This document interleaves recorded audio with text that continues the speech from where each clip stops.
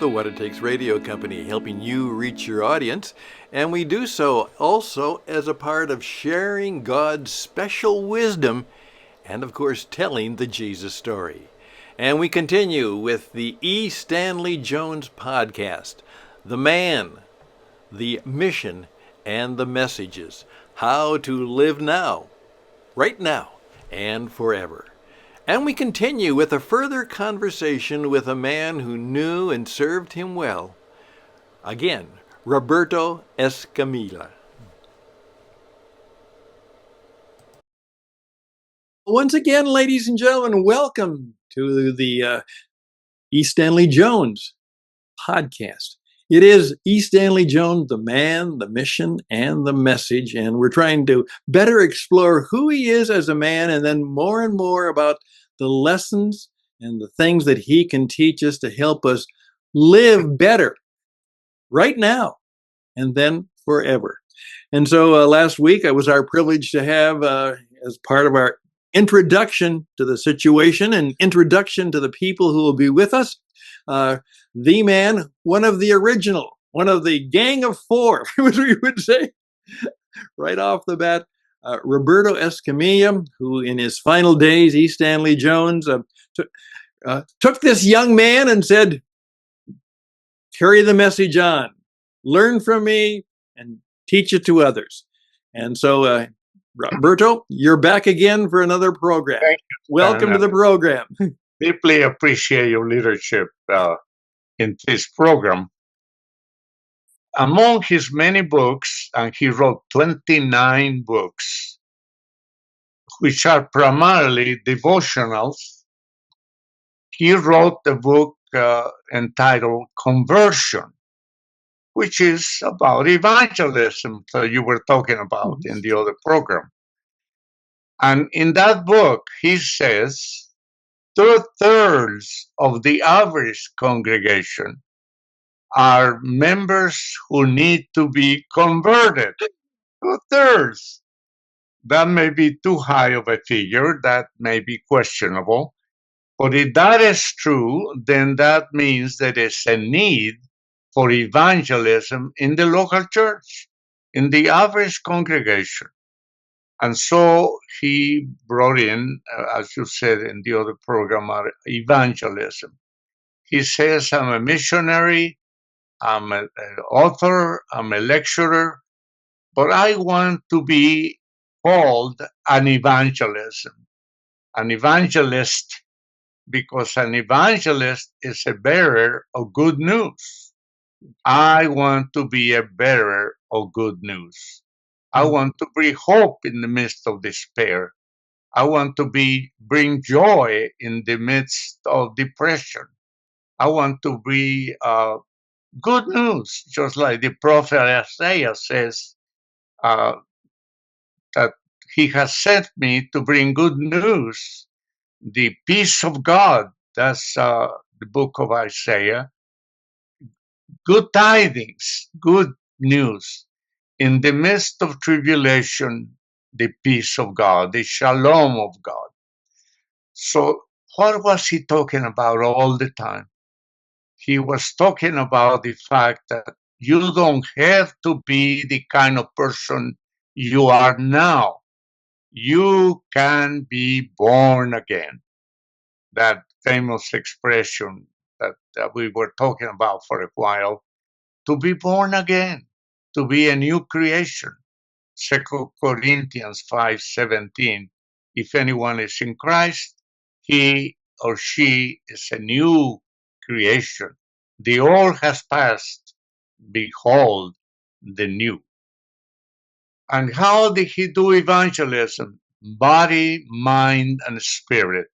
A holistic approach to evangelism that will include healing.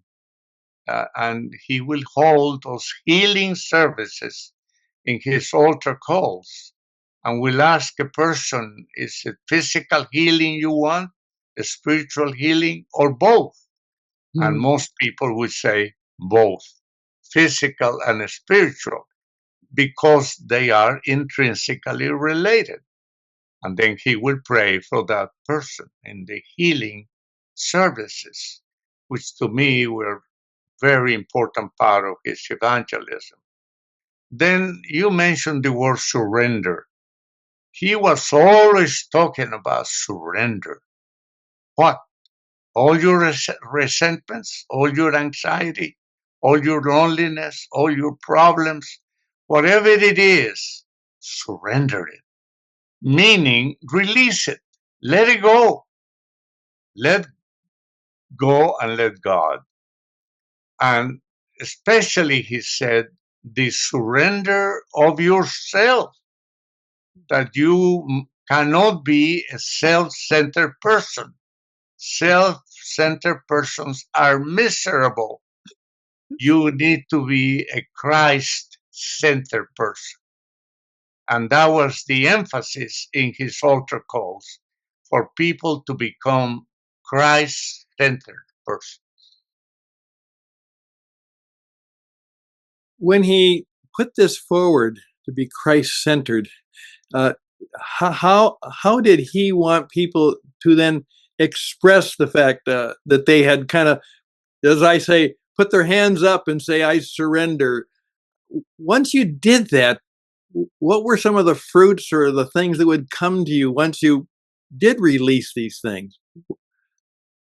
He would say primarily love.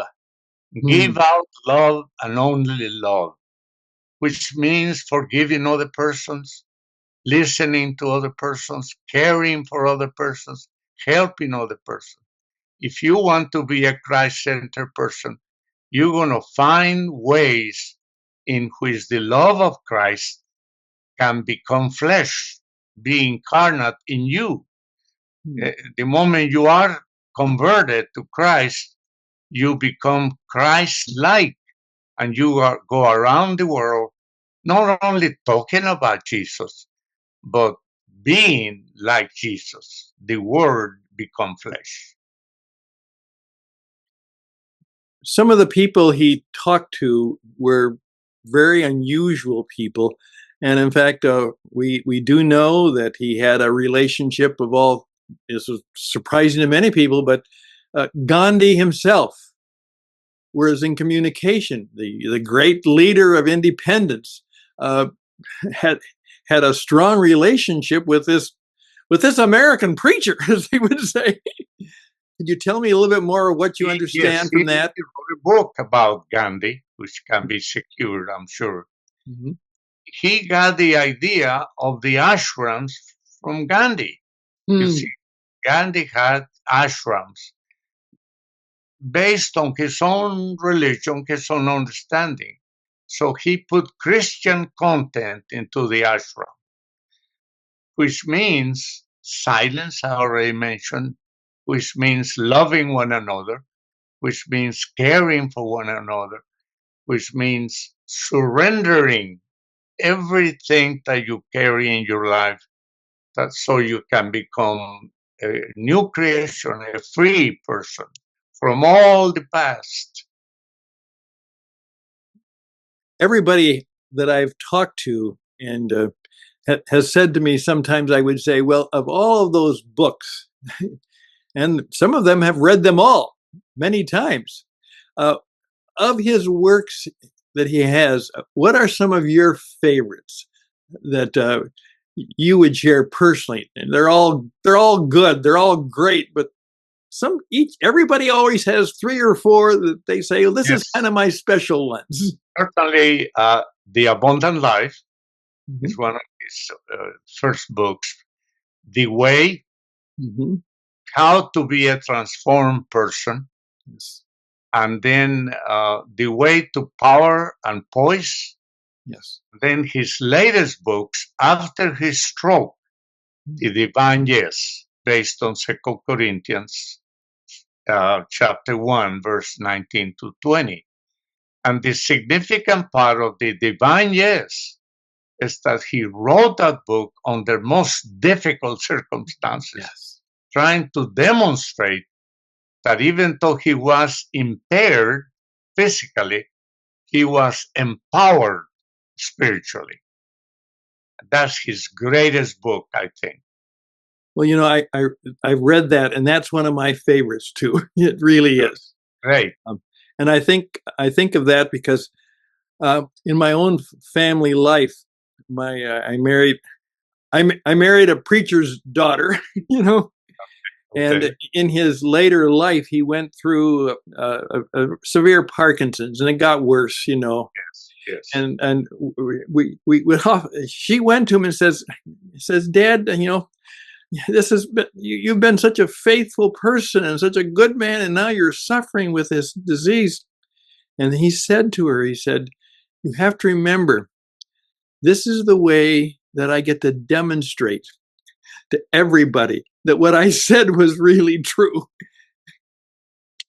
As you know, in that book that you have read, he has kind of a diary, a journal, in which he will write some significant thoughts wherever he was, in Boston or in Satal, the original ashram. And one of the significant thoughts I already mentioned, that he wanted to prove to the world that he was not impaired, even though he was physically, but empowered to prove and demonstrate that his message made sense even in the midst of physical limitations. You can be a victorious person and have victorious living in spite of. That word, in spite of, comes up over and over again. So he wrote, you don't ask why, you ask how can I witness for God and for Christ in my situation. I remember I heard the story, which also reminded me, and I just share this because, the wonderful thing about Dr. Jones is he helps us remember other things. And I heard the story of this friend of mine who was a doctor who was in a nursing home, and he was working with a woman who had a wonderful ministry in the streets and cities of Minneapolis for many, many years. And now she was in her mid 90s, and she was crippled, and she was in a wheelchair, and she was now blind. And he was giving her an exam, and she looked up to him and said, "Hurry up, doctor." And he said, "What do you mean, Hannah? Hurry up. You've got plenty of time right here." And she says, "Doctor, I still have my personal work to do." Amen. And that even so impaired, she was empowered. Beautiful, beautiful. That's a great story. Yes, indeed. Well, any final? We're gonna have you back. We had to have you right off the bat because who knows? At our age and stage, but we wanted to make sure. But hopefully, the Lord will give you a few more good years, and you'll have you back in the program.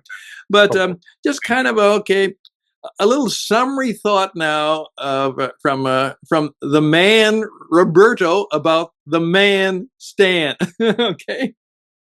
Well, the best thing I can say, it was like walking with Jesus, because he was soft spoken in his conversation. He was an excellent listener. He was always curious and polite. And he made me feel that I was the most important person in the world, even though he was, because I was only interpreting whatever he had to say. But I felt impacted by someone who truly lived the life of a Christian day after day after day. And that has made all the difference in the world. I thank you very much for that wonderful word. And like I said, we look forward to having you back from time to time as we explore more and more and hopefully live more fully like the man. And then, of course, better understand that the mission he had may be the mission that we have, and that we are to be not only people who read his messages, but perhaps we even live his messages. That is a beautiful closing comment, Stan. you understand. You understand the man and the mission and the message. Thank you for doing what you're doing, and may God continue to bless you for many, many years. Thank you. And we'll see you again. Bye for Thank you. God bless you. Bye-bye.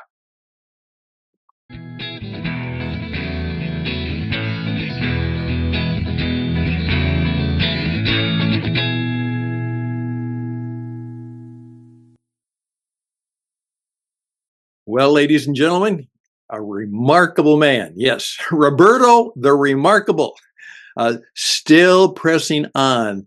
One of the original of the 4 that he selected to carry on with the work and the mission. And there he is, doing it still, pressing on. He would be an example of a man who would say, there's no such word as retire in the Bible, and he doesn't intend to do that. So we are very, very happy that he's a part of this project. Now I want to introduce another gentleman who is a part of the project, and his name is Ed Hurd, and he's been very helpful and very useful, and he is not only a fan of E Stanley Jones, he is like Roberto, carrying on the legacy and the legend and the teaching of E Stanley Jones. So Mr. Edward Hurd, welcome to the program. Thank you very much, Stan. The group for which you were talking about, you mentioned that Roberto is an original member. I'm a more recent member of the group, for it gives spiritual oversight to the United Christian Ashram movement. The Christian Ashram movement has always had a Canadian on the group and I live right at the Canadian-U.S. border. The Christian Ashram movement, we've had Roberto up to Vancouver, BC, and he's such a blessing, such an inspiration. And the Christian Ashram movement has a per capita, the highest involvement in the ashram is in Canada. And secondly, in the United States, the Christian Ashram retreat movement gives an amazing opportunity for people to grow in Christ likeness and receive his kingdom in every area of our lives. One of the things that particularly we will learn is that this was a man who was way advanced of his times. He took the idea, well, does a revival or a rally work? Well, maybe not always, particularly in India. So he created the round table. He created the ashram. And these are movements of evangelism that are based not just on the word, but on building relationships. Did I get that right, Ed? Yeah, exactly. E Stanley Jones, as you'll see in his 28 books, was so creative as an evangelist. He didn't just use one method. He would do in the same week round tables where he just meet with leaders from different religions and even atheists and ask them, what have you discovered and what works for you? And he'd listen and then he'd share what he discovered in Jesus. And many of these people came to know Jesus. He would do Christian ashram retreats. and he'd go away with people, and many people met Christ and were renewed. He also would do evening lectures, and these were primarily for non-Christians. These lectures would not be held in churches. They'd be held in secular halls, and the coordinator of it would be a non-Christian, a Hindu, a Buddhist, a Muslim, and E Stanley Jones would take many topics, and he'd always end up where we started. He always ended up with Jesus, and then he'd give a chance for these people to respond.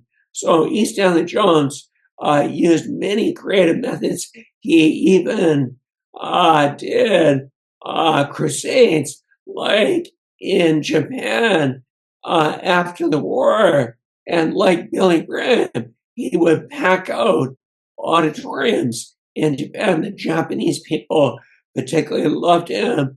They had many Christian ashrams in Japan. This is so fantastic. And of course, what I, as a longtime radio broadcaster, particularly missionary broadcaster, would say, well, probably today he might even have a podcast or two. Do you think that might be the case? Absolutely.